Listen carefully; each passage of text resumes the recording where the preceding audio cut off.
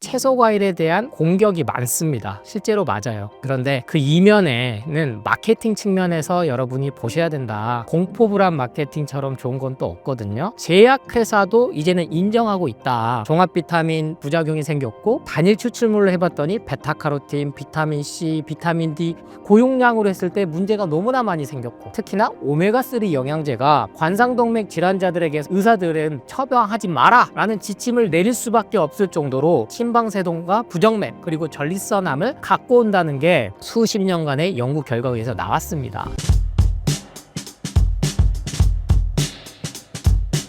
안녕하세요. 신사임당 구독자 여러분, 완전건강상담소 저자 조승원 약사입니다. 저는 현재 인천 송도에서 예방원 한약국을 운영하며 상담을 통해 한약 조제를 드리고 있습니다. 만나서 반갑습니다. 최근 완전 건강 관련해서 도서를 출판하셨는데 채소과일식의 중요성은 무엇인가요? 온 국민 그리고 전 세계 인구라면 채소과일식 많이 먹어야 된다. 그리고 요새 홈쇼핑만 들어도 WHO 세계보건기구에서 하루에 일일 권장 섭취량이 500g이다 강조하면서 그걸 대체하는 효소 상품을 이렇게 팔아요.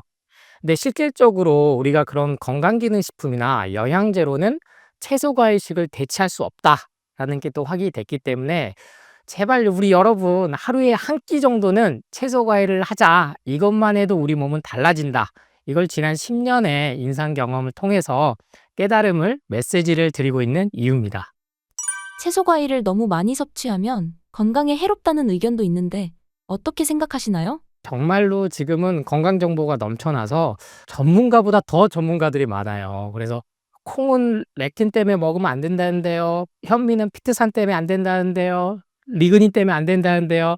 이렇게 즉 소위 말하는 채소 과일에 대한 공격이 많습니다. 실제로 맞아요. 그런데 그 이면에는 마케팅 측면에서 여러분이 보셔야 된다.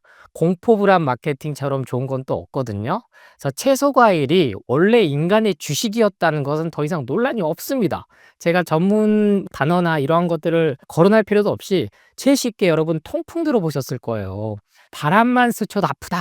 그래서 벌써부터 20, 30대 통풍 환자들이 많이 늘어나고 있거든요. 특히 엄지발가락 아니면 무릎, 뭐 새끼, 손톱 이런 식으로 나타나는데 이게 바로 고기에 많이 들어있는 요산 수치가 높아져서 생기는 병입니다. 그래서 통풍은 다른 말로 황제의 병이다. 예전에 고기를 많이 못 먹을 시절에 고기를 많이 먹었기 때문에 수천 년 동안 이 기록이 되었단 말이에요. 그래서 인간이 정말 주식이 고기라면 통풍, 요산 수치가 올라갈 이유가 없죠. 그래서 간에서 소화 흡수를 못 한다는 겁니다. 그래서 역설적으로 반대로 채소 과일에 이러이러한 성분 때문에 문제가 있다라는 정보들이 많이 주어지고 있는 거니까 안심하시고 제발 가공식품 이전에 공복에 채소 과일식을 실천하시기 바랍니다. 영양제보다 채소과일식을 추천하시나요?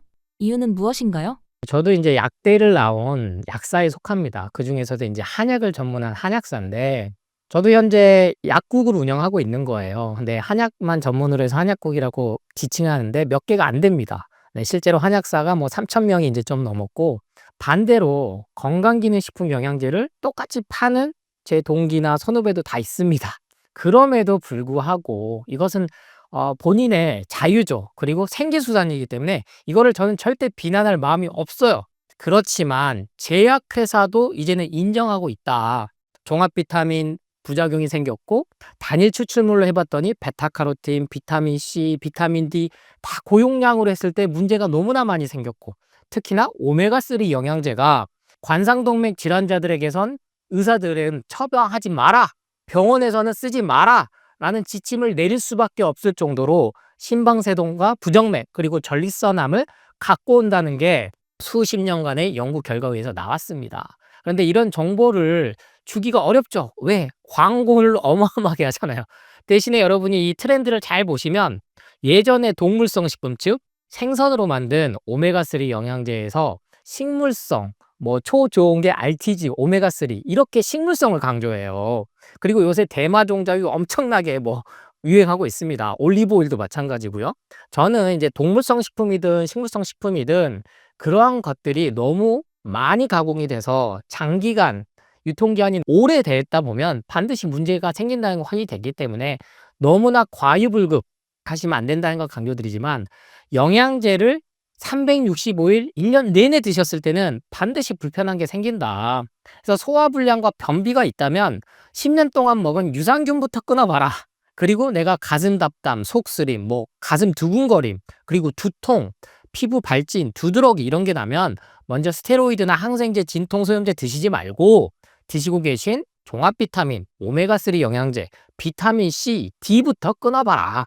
근데 이런 이야기 듣기가 어렵거든요. 하지만 이미 나온 진실은 어쩔 수가 없어서 저 외에도 지금 많은 전문가들이 얘기를 하고 있으니까 그런 측면에서 결국에는 어떠한 화학 추출물로 만든 영양제나 건강기능식품도 자연에서 그대로 온 채소과일식 원물이 주는 효과를 따라잡을 수 없다. 왜냐면 그걸 이제 소위 말해서 파이토케미컬, 피토케미컬, 항산화 물질로 이제 표현을 하기 시작했어요. 비타민, 무기질, 미네랄이 수천 종이 한 번에 우리 몸에 들어와서 작용을 하기 때문이고 이건 절대 현재 제약 기술로는 따라잡을 수도 만들 수도 없다라는 게 현재의 사실입니다.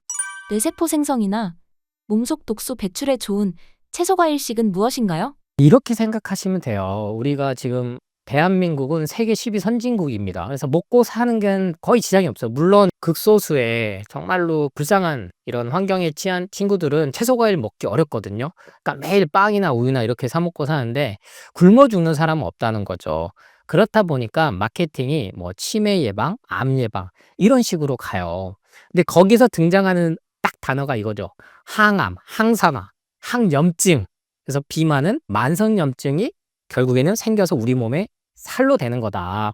그게 오래 놔두면 이 림프 시스템에서 독소 배출을 못 해주고 꽉 잡고 있어서 림프 주머니에 독소가 1cm 이상 쌓였을 때 그때 CT나 MRI를 찍으면 그때 암으로 판단이 돼서 이제 그 수순대로 따라가는 거다. 방사선, 항암, 수술 이렇게 3대 요법으로 가는 거다. 그런데 저는 제가 예방원에서 상담을 이렇게 오래 하면서 항상 이렇게 말씀을 드려요. 3개월만 채소과일식을 하셔라. 그리고 나서 종양의 크기가 줄어드는 걸 보고 그리고 나서 수술이나 항암 방사선을 결정해라.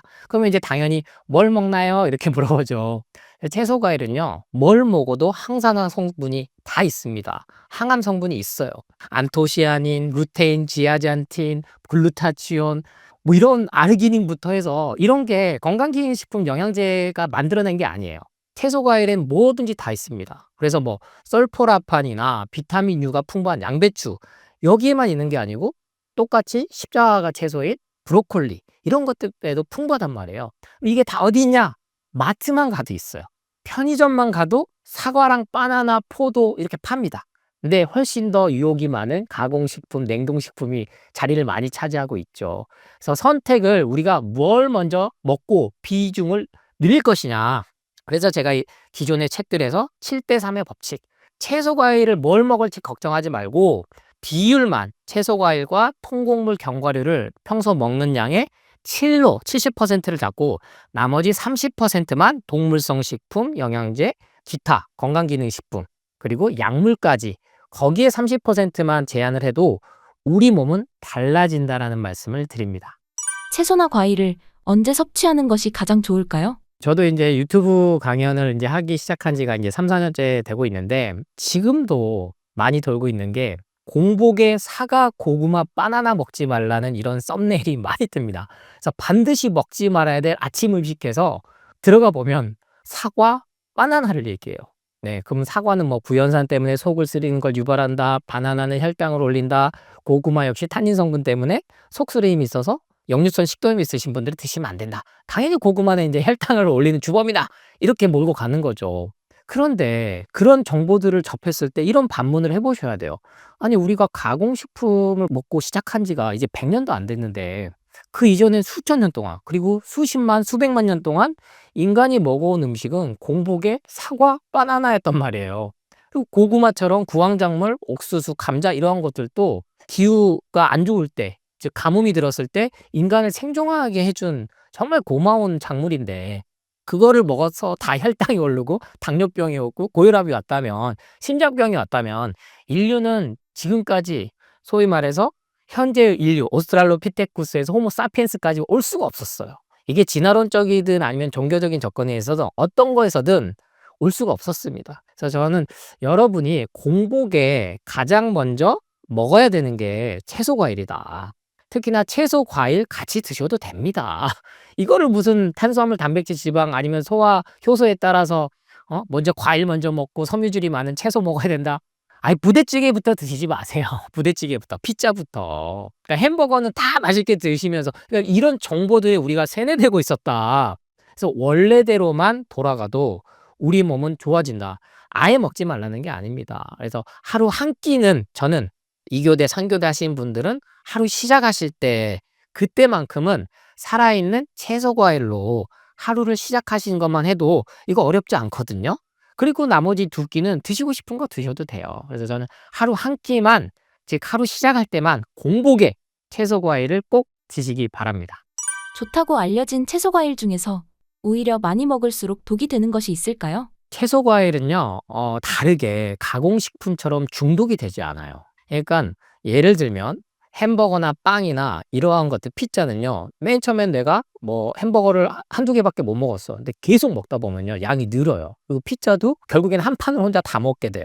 근데 채소 과일은 적정량이 차면 그 이상은 못 먹습니다.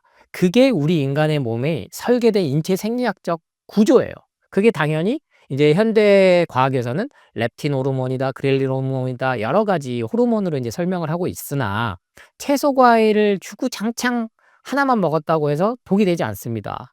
우리나라에도 이미 프루테리언, 즉 과일만 먹고 사시는 분들이 많고요. 전 세계적으로는 종교적이든 아니면은 본인이 생각하는 윤리적이든 아니면은 나는 이게 좋아서라는 이유로 하나의 단일 과일이나 채소만 드시고 사신 분들이 있거든요.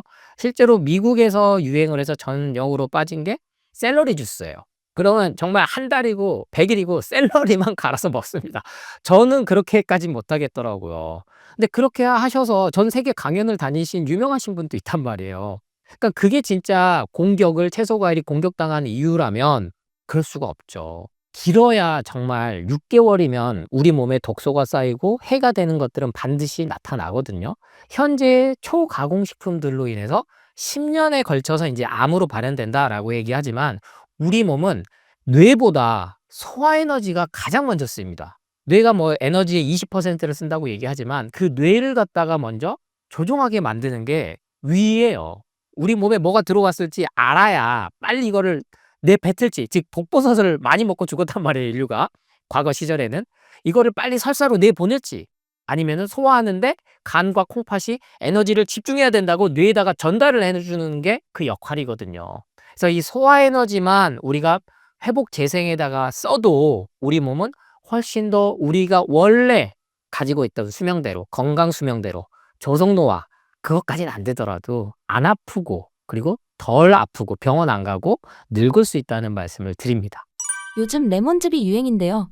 레몬즙을 어떻게 먹는 것이 좋을까요? 채소 과일을 제가 강연하고 다니면서 이 루틴이 있어요. 아침에 일어나면은 찬물 먹지 마라, 제발.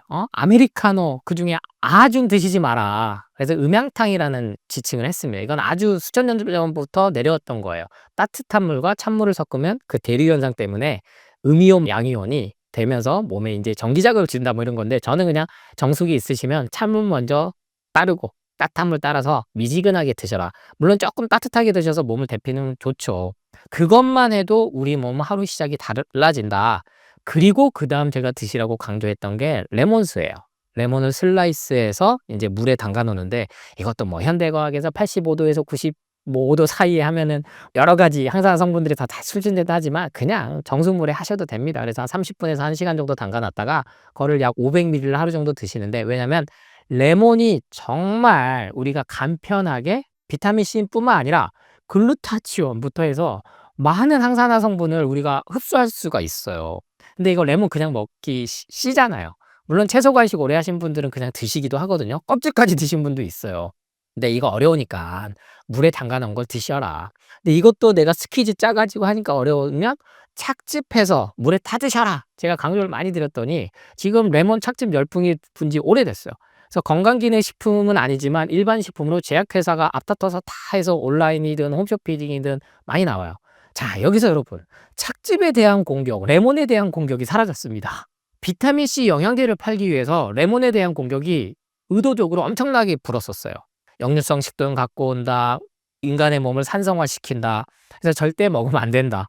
그러면서부터 자연스럽게 비타민C 영양제 판매로 넘어간 거죠. 안전하고 부작용 없는 걸 먹어봐. 이렇게. 그런데 지금은 제약회사가 레몬 착즙 제품을 내니까 레몬에 대한 공격이 별로 없어요.